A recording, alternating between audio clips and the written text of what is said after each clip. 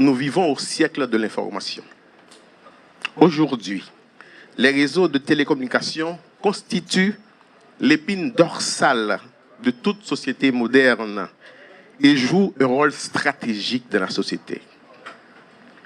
Les technologies de l'information et des communications sont au cœur de l'économie numérique. Les réseaux et infrastructures de télécommunications déployés dans tout le pays sont l'épine dorsale de l'économie numérique qui doit se développer dans des conditions favorables pour le bien de tous.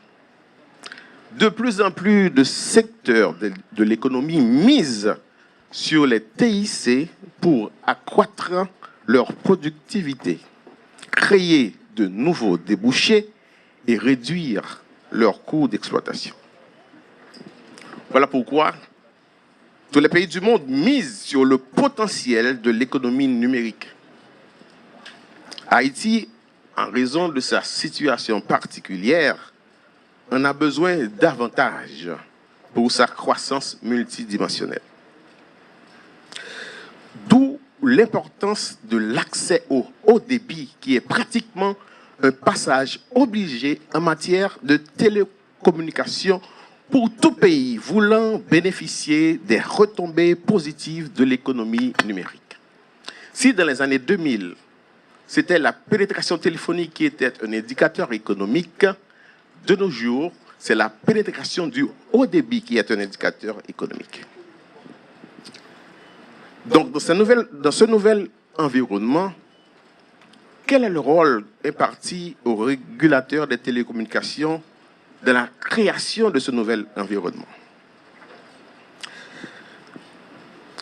Il faut le souligner, le régulateur n'agit pas au niveau de la vision politique.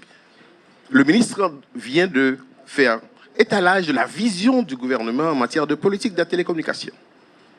Le régulateur n'agit pas au niveau de la commercialisation des services des TIC. C'est le rôle des opérateurs. Mais le régulateur doit se limiter dans la mise en œuvre de la politique du gouvernement en matière des TIC. Voilà pourquoi les recommandations de mon ministre doivent et seront mises en œuvre pour réaliser la vision du gouvernement en matière de politique des télécommunications. Les actions et les interventions du régulateur sont d'ordre technique, juridique, économique et administratif. Par conséquent, l'administration que j'ai l'honneur de diriger se propose de renforcer les capacités techniques du CONATEL.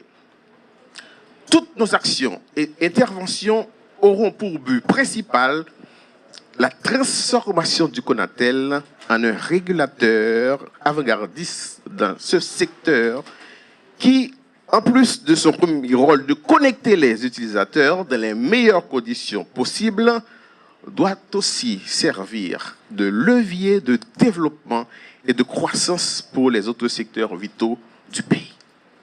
Les télécommunications sont un secteur transversal. La finance en dépend. L'éducation en dépend. Le transport aérien en dépend. Dans cette perspective, la direction technique jouera un rôle de premier plan dans cette orientation stratégique, conformément d'ailleurs à la loi organique du CONATEL. La direction technique doit faire une gestion rigoureuse des ressources essentielles au déploiement des infrastructures des opérateurs et essentielles au respect de la qualité de service offerte à la clientèle. Une gamme de fréquences sujette à des interférences ne peut pas garantir une bonne qualité de service. Voilà pourquoi la Direction générale se donne cette obligation de doter la direction technique de systèmes de gestion des fréquences informatisés pour une meilleure exploitation et un meilleur contrôle de notre spectre radioélectrique. L'ère des assignations manuelles est terminée. Le renforcement de l'unité juridique devra permettre aux régulateurs d'être plus précis et dans ses décisions.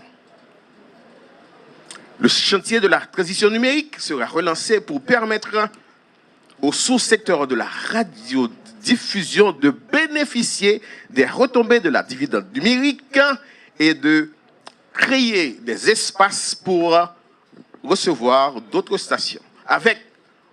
Si on continue de la radiodiffusion analogique, on ne pourra jamais sortir de cet état de congestionnement parce qu'on a atteint la sursaturation en matière de radiodiffusion.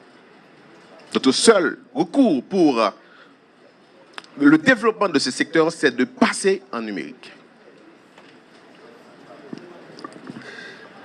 La coopération avec l'UIT et d'autres partenaires internationaux sera renforcée car nous ne pouvons pas agir en autarcie dans le domaine des télécommunications.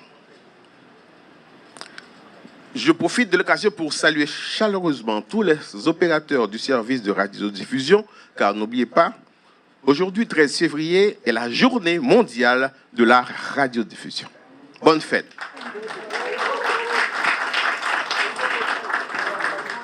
Le personnel, sans qui toute cette vision n'est qu'illusion, doit être mis dans de bonnes conditions pour produire et améliorer les résultats dont a parlé le ministre. Tous ces objectifs ne pourront pas être atteints sans l'accompagnement de la direction administrative qui doit jouer ce rôle de facilitateur des actions, interventions et projets du CONATEL. Monsieur le ministre des TPTC, Mesdames et Messieurs, atteindre les objectifs précités est un véritable défi. Mais heureusement, ces défis ne sont pas insurmontables. La vision est là. La compétence est là.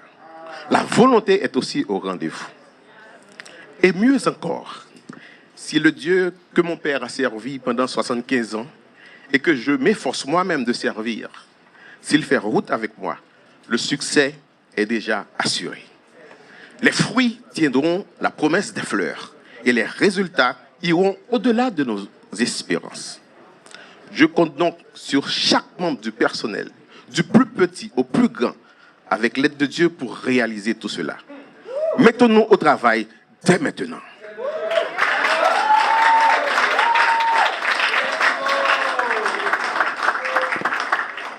Puisse Dieu nous entendre et nous venir en aide. Je vous remercie pour votre attention.